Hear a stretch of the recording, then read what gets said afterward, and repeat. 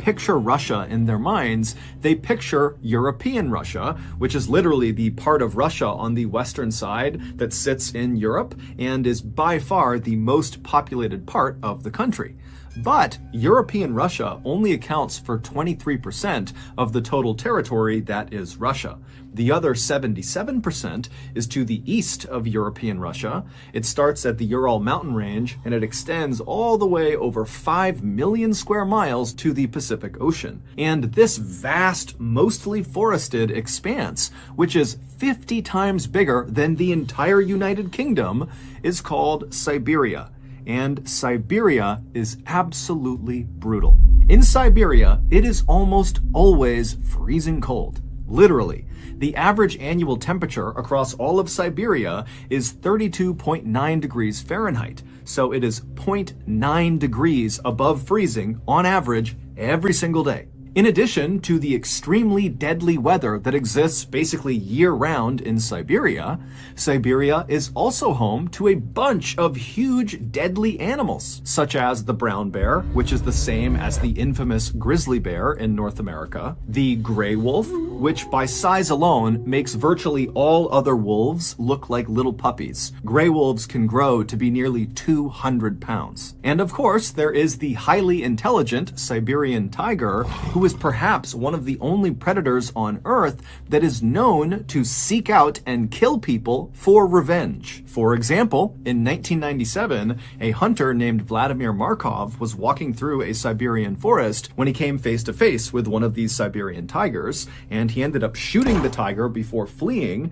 except the tiger didn't die. Instead, it got up and secretly followed Vladimir all the way back to his cabin, and then this tiger camped out outside of the cabin until Vladimir came out again, and the tiger pounced, killed him, and ate him. And so, unsurprisingly, Siberia has an absolutely minuscule population relative to its massive size. However, there are some adventurous people out there who are drawn to Siberia for the same reasons that most other people avoid it. These adventurous people see Siberia as one of the last truly wild places on our planet, and they want to experience it for themselves. And one of these highly adventurous people was a young man named Colin Madsen. Colin, who came from a very successful American family, was a big outdoors enthusiast who at some point in his youth began researching Siberia because he fell in love with its rugged natural beauty. He quickly began researching not only Siberia,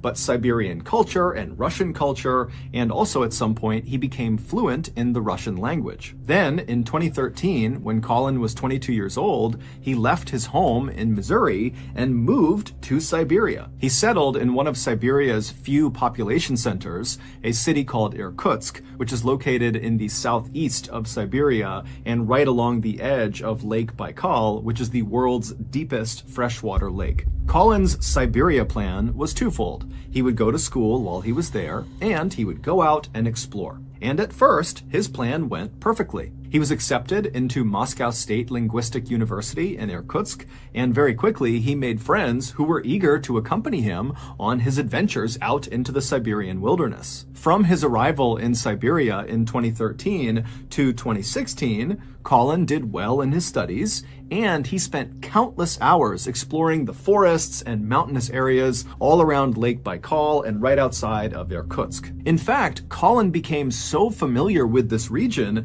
that he began volunteering with a nonprofit in the area that went around marking new trails, which meant Colin was literally venturing into the wilds of Siberia and just marking the trail as he went. So when Colin's family heard about what happened to him in 2016, they could not believe it.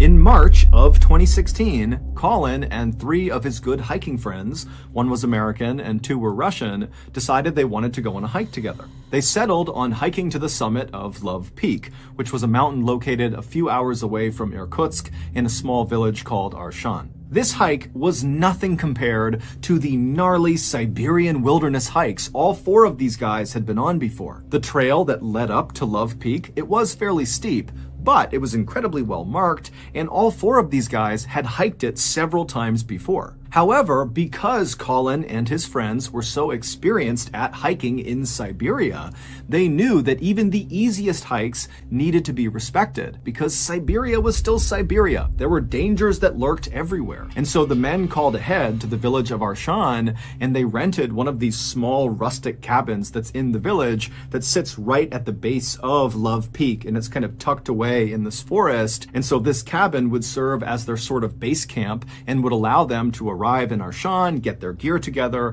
and then when they were ready, they could begin this hike to the summit. And so a few days later, on March 27th, Colin and his 3 friends loaded up their car and they drove west to Arshan. And when they got there, they stopped at a local store and got some supplies and then made their way to their cabin. Their cabin was just a single room with a few beds inside of it. It was enough to protect them from the elements, but really nothing more. As for a toilet, the cabin didn't have one, but there was an outhouse outside that they could use. So after the friends moved into the cabin and claimed their beds and put their things down, they all sat down and began prepping their gear and eating some food and chatting. And then finally, at 2 a.m., they decided they needed to go to sleep because their plan was to get on the path up to Love Peak by 7 a.m., which meant they needed to get up at 5 a.m. to make their final preparations. So at 2 a.m., the lights in the cabin turned off and the friends all fell asleep. And then 3 hours later, at 5 a.m., when the lights came back on again, it was immediately clear something was wrong. Colin was not in his bed. His friends assumed, when they looked over at his bed and saw his personal belongings were all still there, that Colin must have gotten up and headed outside, maybe to use the outhouse or go for a quick walk, and they just hadn't heard him leaving. And so the 3 friends initially just kind of shrugged off Colin's absence and said, he'll be back any minute, most likely, and if for some reason he's not back soon, he'll certainly be back by 7 a.m., because that was the agreed upon time they would leave for this hike. But as the minutes ticked closer and closer to 7 a.m., and Colin still had not shown up or tried to call them or do anything, the friends started to worry. It just didn't make any sense that Colin would just get up and leave without telling them where he was going. Finally, at 7 a.m., when Colin still had not shown up, and the friends' cursory search of the outside area near the cabin had yielded no results, they decided they had to tell someone. And so they wrote a note addressed to Colin, and they put it on the front of their cabin door. And this note basically just told Colin, if you come back here and you see this note, know that we're looking for you. So stay put or tell someone you're here. And so after putting up this note, the friends left the cabin and they headed to the nearest police station where they reported Colin missing. The police would eventually launch this huge search in and around Arshan, both in the forested area right around the village and then also up into the mountains near Love Peak. But despite this huge effort, no one could find Colin, at least not at first.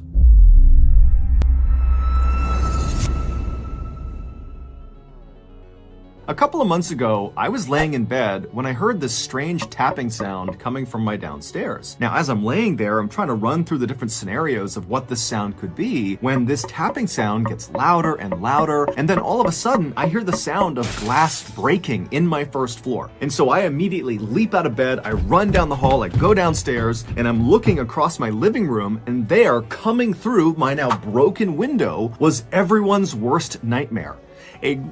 I can't even say it. Everyone's worst nightmare. I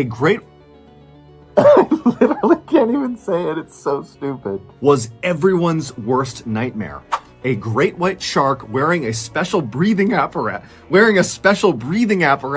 who was carrying a crowbar looking to rob my home. Carrying a crowbar coming into my home to try to rob me. Now, luckily, I had prepared for this moment, and I had a Civil War era cannon installed in my first floor, aimed at that window just in case this happened. And so within seconds, I was firing that cannon off, and Mr. Land Shark was land dead. Now, of course, most of you are thinking, come on, John, that's crazy, but that'll never happen to me.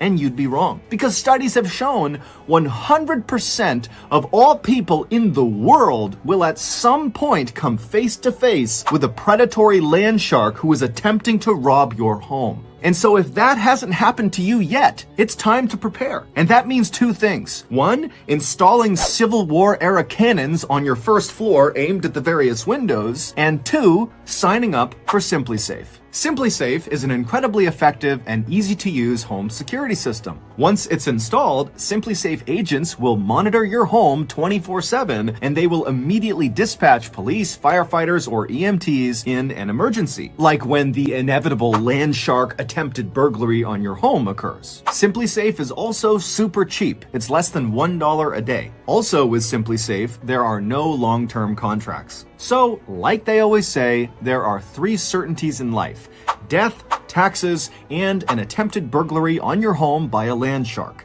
You can't do anything about the first two, but you can definitely stop the third one from happening if you sign up for SimpliSafe and install Civil War era cannons in your home. Save up to 40% on your SimpliSafe security system during SimpliSafe's biggest sale of the year. Visit simplisafe.com/MrBallen to customize yours. There's no safe like SimpliSafe. Okay, back to the story.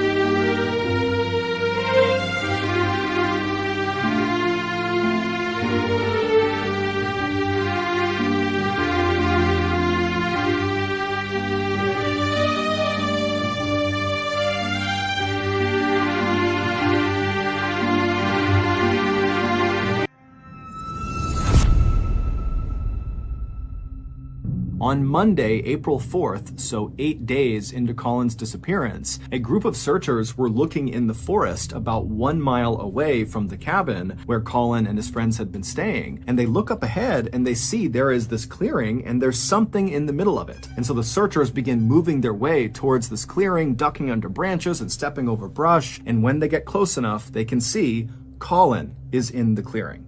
And Colin is deceased. He was laying flat on his back with his left arm extended out to the side and his right arm extended but closer to his body, and both of his hands were clenched in tight fists. And on his hands and his wrists were visible abrasions and cuts, which later would be determined to have most likely been caused from someone or something holding onto him, trying to restrain Colin. Colin also had visible abrasions and cuts on the front of his neck. Colin's clothing, which consisted of a long-sleeve thermal shirt, heavy pants, and hiking boots, were ripped and torn in several places. And interestingly, Colin was not wearing socks under his boots. Now that seems inconsequential, but Colin had had surgery on both of his ankles and had scar tissue on his ankles that if he didn't have socks on, those scars would rub against the inside of his boot, and he said it was very painful. So he always wore socks. Also, Colin's body showed virtually no signs of decomposition,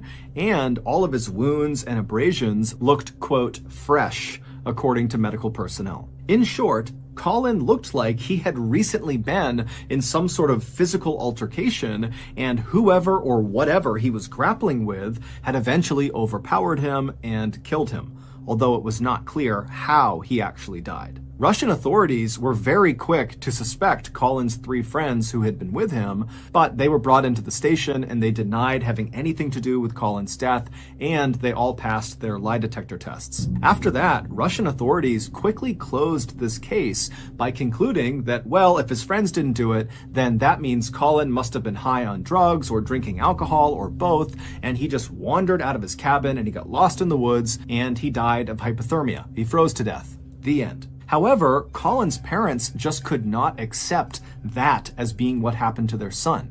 There were a lot of reasons for skepticism, but the main one was that Colin was an absolute expert at navigating this particular region of Siberia. And so the idea that he would leave his cabin for a quick walk or something and get so completely lost that he would die 8 days later, seemed way too far-fetched. And so Colin's parents hired a US-based private lab to do a review of Russia's autopsy of Colin to give their opinion if the autopsy was accurate or not. And this US-based lab pretty much immediately found that the Russian autopsy was not remotely accurate. Number one, Colin was not under the influence of alcohol or drugs. He was sober.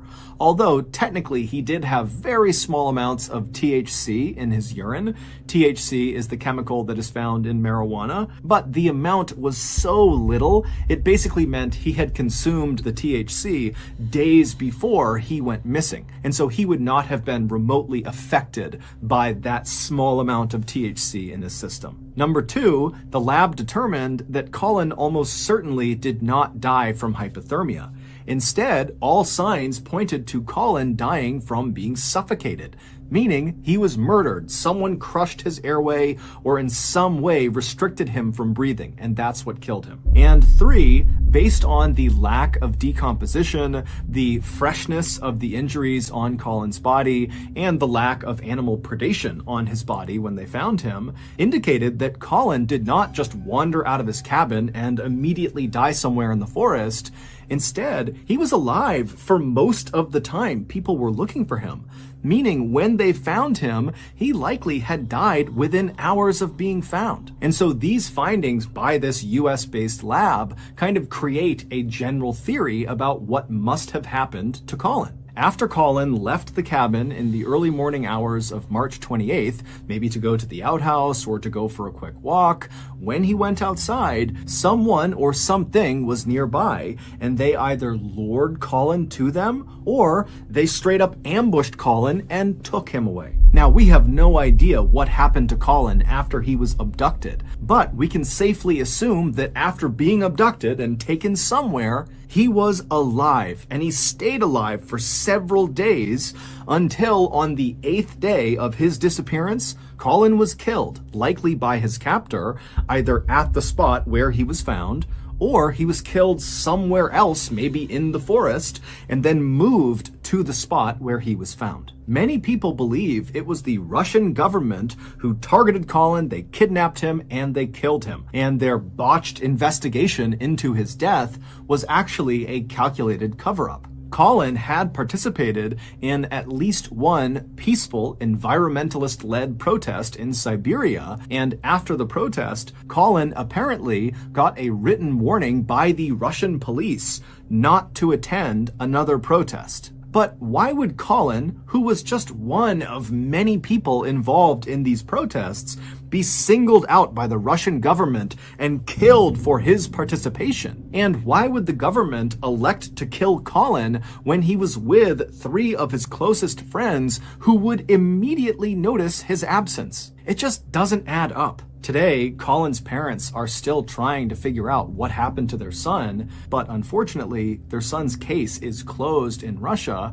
and so no one on the Russian side is talking to the parents or giving them any new information. And so as a result, they and the rest of us are left to wonder who or what was lurking in the shadows when Colin stepped out of the cabin that morning. And then where did they take him? And what did they do to him for nearly a week before they killed him deep inside of that Siberian forest?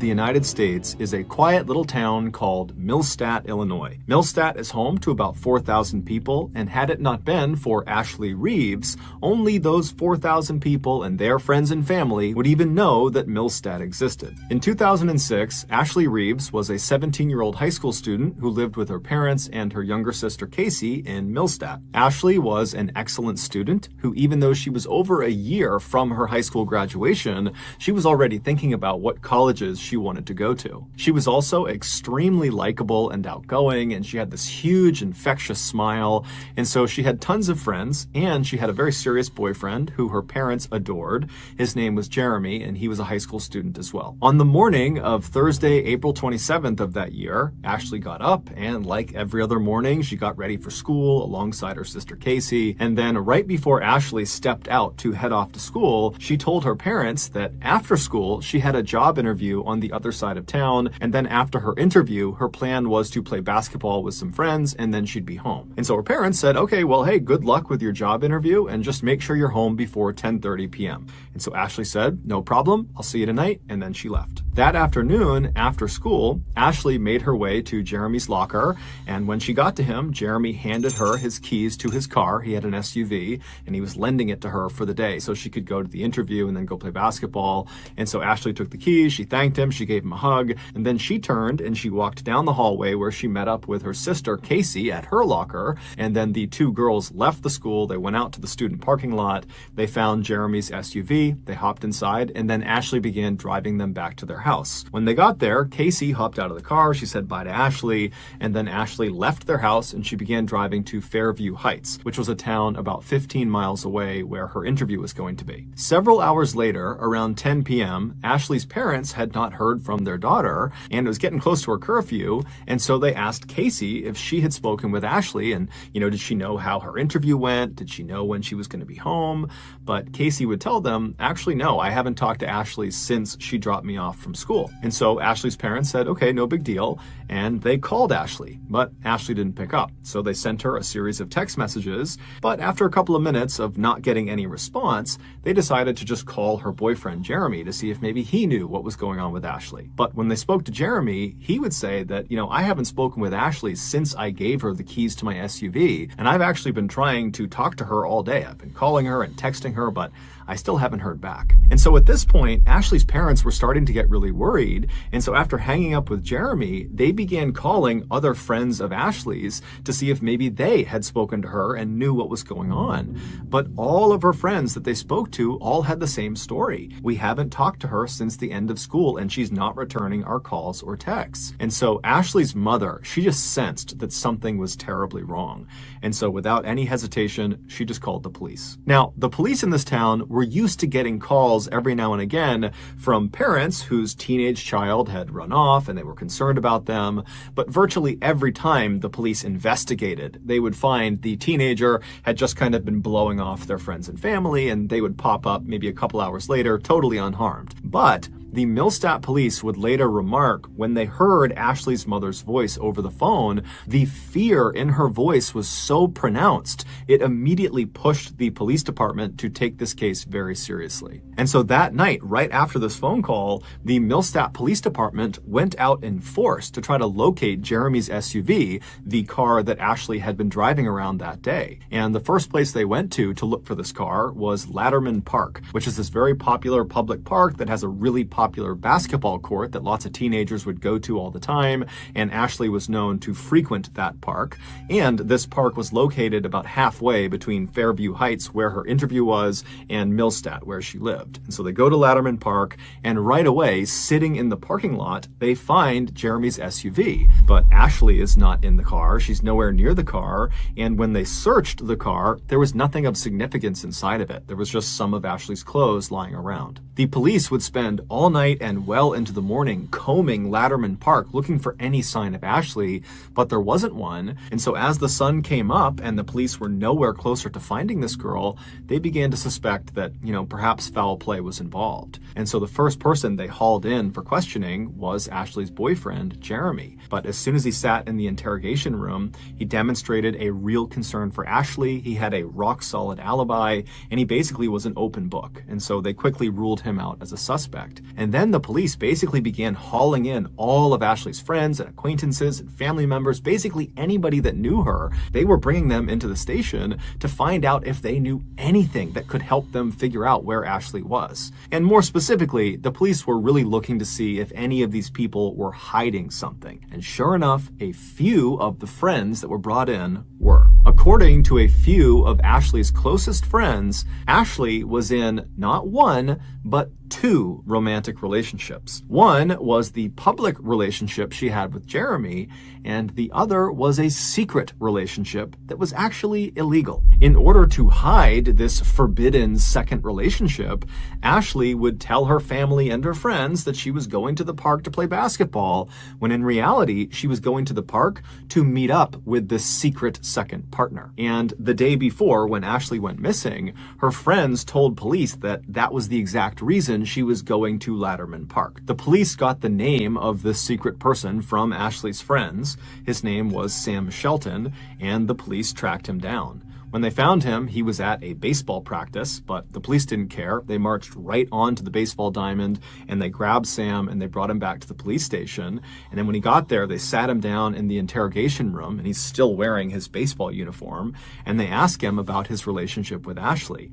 And he immediately denies it and says he does not have a relationship with Ashley. He's got no idea why he's here. But pretty quickly, after a few questions, Sam's answers became inconsistent, and so the police just ratcheted up the pressure on him. And then finally, after 12 hours of questioning, the interrogator brings up Sam's mother and his grandmother, and he says to Sam, how would they feel if they knew you were lying to the police right now? And this just broke Sam, and so he cracked. Now, at this point, the police were already expecting the worst when it came to Ashley, but they were not ready for just how brutal Sam's confession would be about what exactly he did to her. The following is an account based on his confession. 30 hours earlier, Ashley wrapped up her interview in Fairview Heights, and she made her way to Latterman Park to meet up with Sam. And now it's not clear exactly how they met up, but eventually the two of them did connect, and they made their way over to Sam's car where they became intimate. Afterwards, the two are sitting in the front two seats of Sam's car.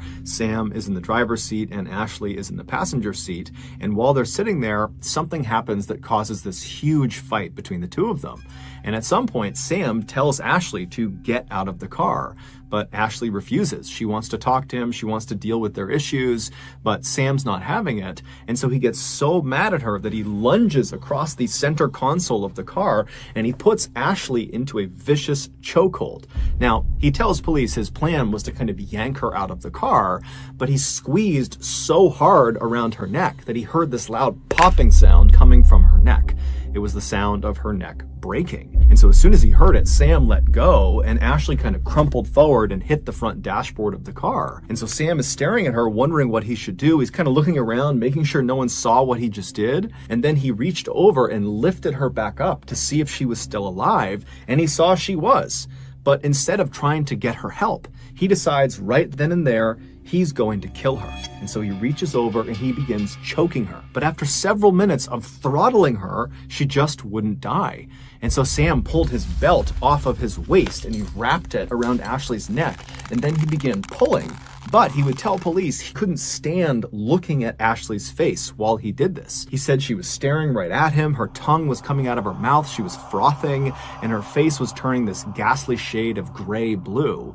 And so at some point, when she still hadn't died, he released the belt from around her neck, and he turned her body so she was facing the window away from him, and then he repositioned the belt on her neck, and then he put his foot on her back to use as leverage, and then he pulled as hard as he possibly could on her throat for quite a while until the belt actually broke around her neck. And then at that point, he checked to make sure she was dead, and when she was, he stuffed her down into the floorboards in front of the passenger seat, and then he drove several miles across town to another park called Citizens Park that was very heavily forested. And once he parked in the parking lot, he looked around to make sure no one was watching, and then he dragged Ashley's body out of the car and deep into the woods where he abandoned her. It would turn out Ashley was far from the only teenage girl who found Sam Shelton attractive. Many teenage girls in the area thought he was the perfect catch. He was smart, he was handsome, and he had these beautiful, striking blue eyes that you couldn't help but just stare at. However, there was something unique about Sam that made him fundamentally different than all the other guys at their schools. Sam was not a student. He was a 27-year-old middle school teacher in Millstadt, and he also was the high school baseball coach. He had never been Ashley's teacher directly. However, years earlier, when she was in middle school, he had begun grooming her for exploitation. And so fast forward to 2006, when she was 17, he had effectively manipulated her into believing she was in this romantic relationship with him, when in reality, he was just using his position of power to abuse her. In addition to being a school teacher, teenager, Sam was also an aspiring pro wrestler. He would often compete in local showcases under the nickname The Teacher. While Sam was probably nowhere near good enough to actually become a professional wrestler like you would see on TV, he was extremely strong and really knew how to do a chokehold. And so when he attacked Ashley and put her in that vicious chokehold, she had no chance at escaping. She was completely doomed. Shortly after his confession, Sam would tell the police that he would take them out into the forest of Citizens Park to try to find Ashley's body. But when they got there, it was late, it had been raining for several hours, and Sam right away acted like he couldn't figure out exactly where he had left her. And so the police were actually starting to think, is he lying to us? Is this whole thing just kind of made up? Did he really attack her? Is she really out here? But after about 30 minutes of the police and Sam kind of trudging around the thick forest, one of the officers suddenly sees something on the ground. He raises his flashlight, and there in a clearing is Ashley's body. And so the police and Sam, they walk over to her, and they're standing above her ruined body. Her neck is totally bent at a grotesque angle. She's covered in bugs. But as they're standing there and they're watching her, her chest suddenly starts to move. She wasn't dead. She had been left for dead, and she had been out in the woods with a broken neck for 30 hours in the freezing cold and the rain. She only had a t-shirt and some pants on, but she was alive. And so moments later, the paramedics, they come rushing into the forest. They pick her up really gently. They bring her out and they rush her to the hospital where she'd be put into a medically induced coma. The doctors would tell her family that unfortunately her injuries were just too serious and we don't expect her to ever wake up again. But miraculously, she would. Now, she would have to relearn how to walk and talk and eat and drink, but she would do all of those things. And today, she is 32 years old. She is happily married. She has 2 kids of her own. And by and large, she leads a very happy, normal life. As for Sam Shelton, he was sentenced to 20 years in prison for attempted murder, and he's still in prison today. However, he is up for parole in 2024.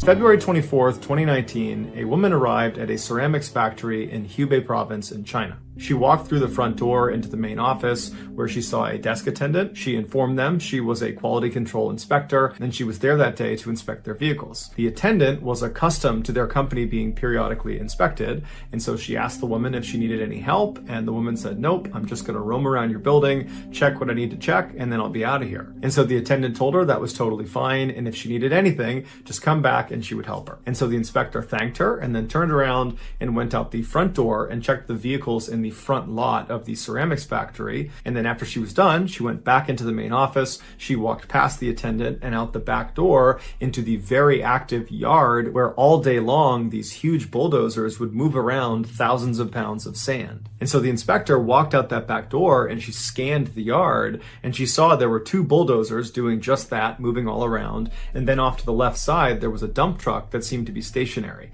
And so very confidently, she just walked right into the yard and made her way over to that dump truck. And then when she got there, she flagged the driver down and said she was an inspector and that she was going to check the vehicle out. And so the driver helped her by turning on and off signals and moving back and forth. And then at some point, the inspector needed the dump truck driver to back up a significant distance. She needed to watch him do that. And so she, the inspector, backed away from the dump truck until she was in the middle of the yard, standing right in front of this parked bulldozer. What happens next is all caught on video. And so as she's standing there and she's watching the dump truck back up right in front of her, the bulldozer driver right behind her turns on the machine and immediately lurches forward. Now, the driver of this bulldozer did not see the woman, and she was in his blind spot right in front of the bucket of his bulldozer.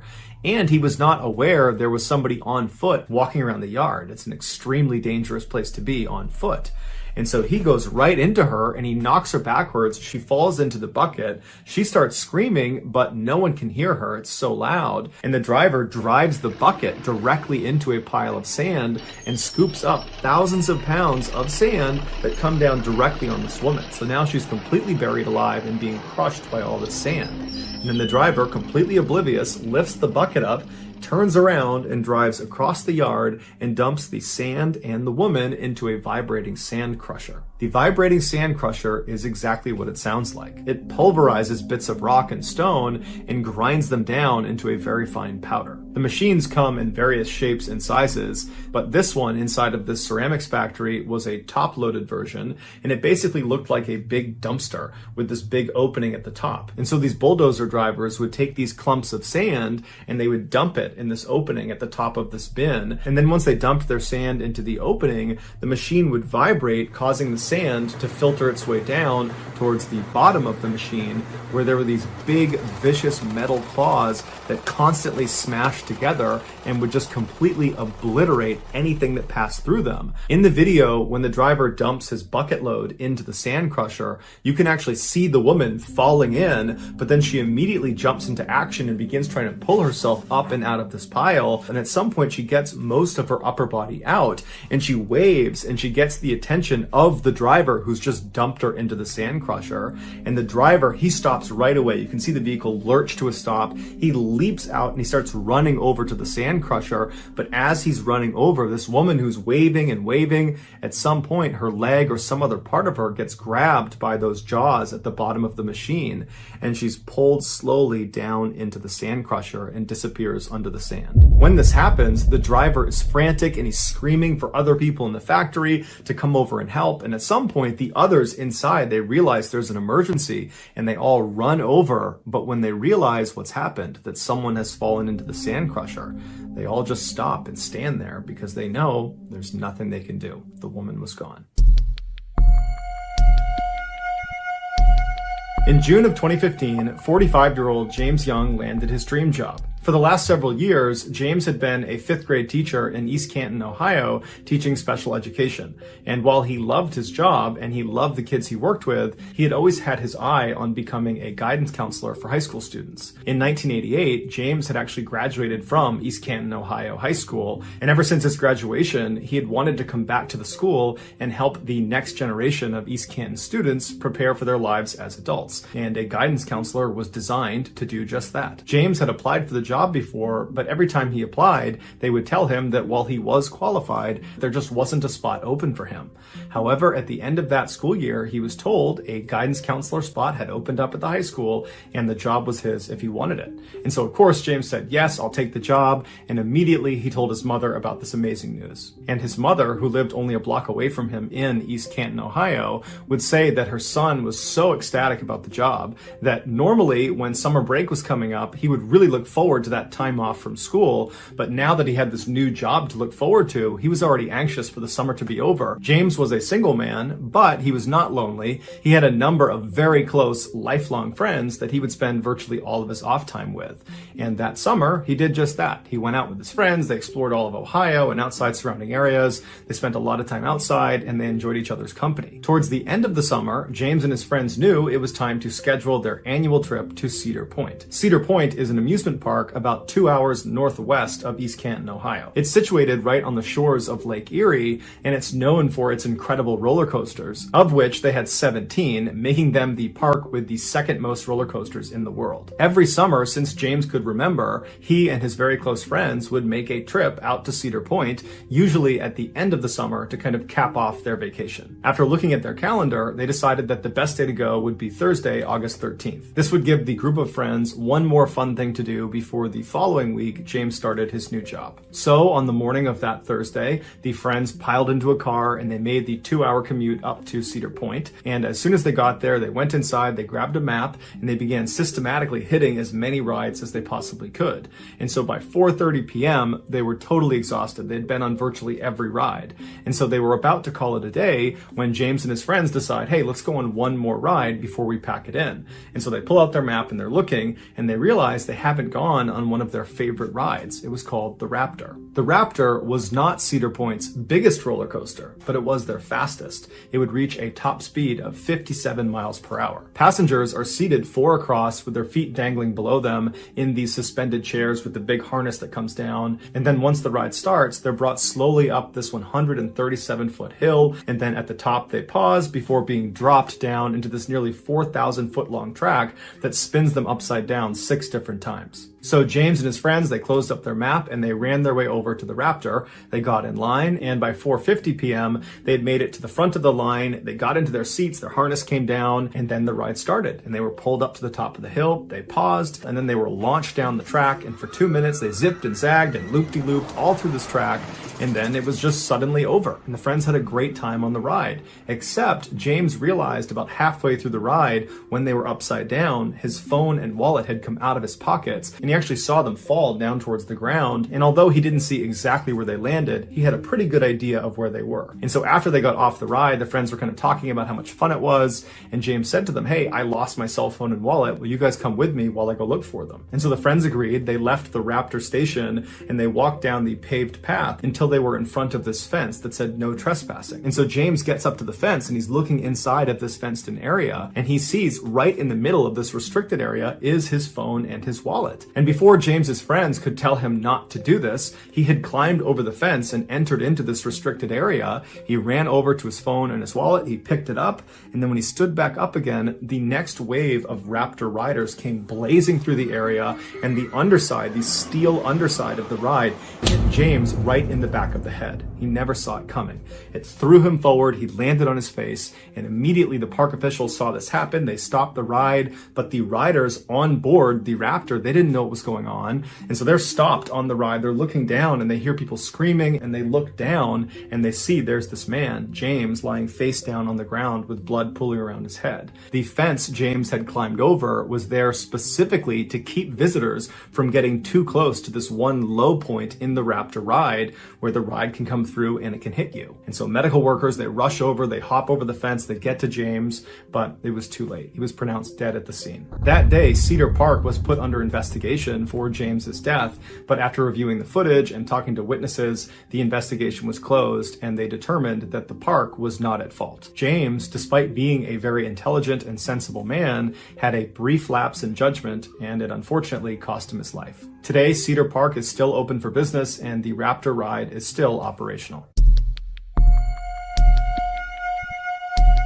On August 14th, 2012, Celestino Cervantes picked up 28-year-old Victor Diaz for work. Celestino was an expert roofer, and he had just hired Victor to come on his crew and help him with a particular job. This was going to be Victor's first day as a roofer, but for the past 10 years he had worked in construction, so he was familiar with the operation. The two men arrived at their job site in San Antonio, Texas around 8 a.m. that morning. They were in charge of putting a new roof on a 115-year-old building that was being redeveloped into a fancy steakhouse. Until 2001, this building had been used by a brewing company to house their enormous boilers. As such, this building was referred to as the boiler house. Protruding from the boiler house roof was this large metal duct that was 15 feet long and almost looked like a covered walkway, and it connected to the side of this huge smokestack. This duct and smokestack used to be how the built-up condensation inside the boiler house was able to travel up and out of the building. When the two roofers got out of their truck, Celestino told Victor to take his tools and make his way up to the roof of the boiler house and get to work, and that he had a few things he had to do down on the ground floor, but he would be up to check on him in a little bit. Celestino turned around and was fiddling with his equipment inside of the truck while Victor made his way into the building and out of sight. An hour and a half later, Celestino went up to the roof to check on Victor, but he couldn't find Victor anywhere and he couldn't find his tools anywhere. So Celestino went back down into the main section of this building where other contractors that were working on this renovation were, and he began asking them, "Hey, have you seen this guy, Victor? He works with me, I can't find him," and no one had seen him. And so Celestino's thinking to himself, well, I guess Victor must have left. But that didn't really make any sense because Victor didn't have a vehicle and he didn't live nearby. But Celestino's thinking, you know what, maybe somebody came and picked him up. Now, unfortunately, Victor did not carry a cell phone, so nobody had any way of getting directly in contact with him. So Celestino leaves the building and he calls Victor's brother and he asks him, have you seen Victor? Do you know where he might have gone? And Victor's brother says, no, I haven't seen him since this morning when he left with you. So Victor's brother began calling around to friends and family and asked them if they had seen Victor, but nobody knew where he was. So for the rest of the day, Celestino and the rest of Victor's friends and family, they went out looking for Victor at the job site and around the surrounding areas, but there was just no sign of him. And so that night, Victor's brother went to the police to file a missing person report.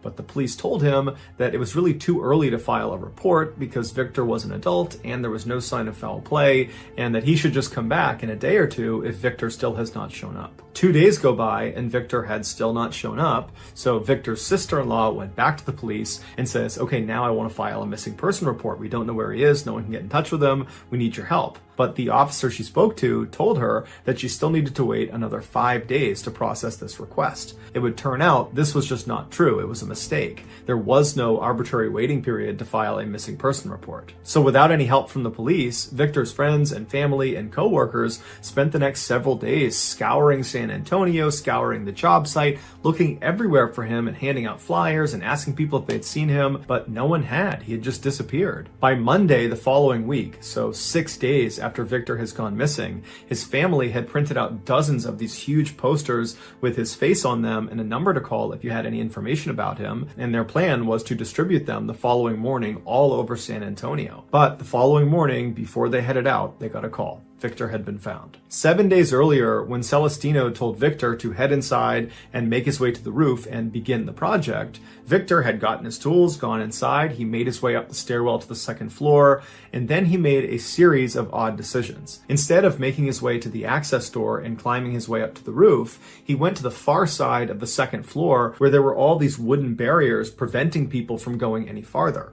He climbed over all these barriers and he reached the entrance to that huge duct where the condensation used to go. And so from his perspective, he would have been looking into this duct and it would have been completely pitch black because it connected to that smokestack and the smokestack was totally sealed off. But despite not having any idea where this tunnel goes and it clearly not being the place Celestino told him to go, Victor decides to just get into this tunnel, which required bending over because it was only 4 feet tall and 5 feet wide. So he gets inside of this tunnel and he begins shuffling his way deeper and deeper into this tunnel until he reaches the end of the tunnel where it actually connects into the smokestack. Now at the top of this duct where it connects to the smokestack, there wasn't a grate or bars or any sort of barrier that would stop you from spilling into the smokestack, and because it was totally pitch black, Victor, when he made it to the edge of that duct, he just kept on walking and fell 20 feet down to the bottom of the smokestack. And so in total darkness, Victor, who was probably badly hurt from the fall,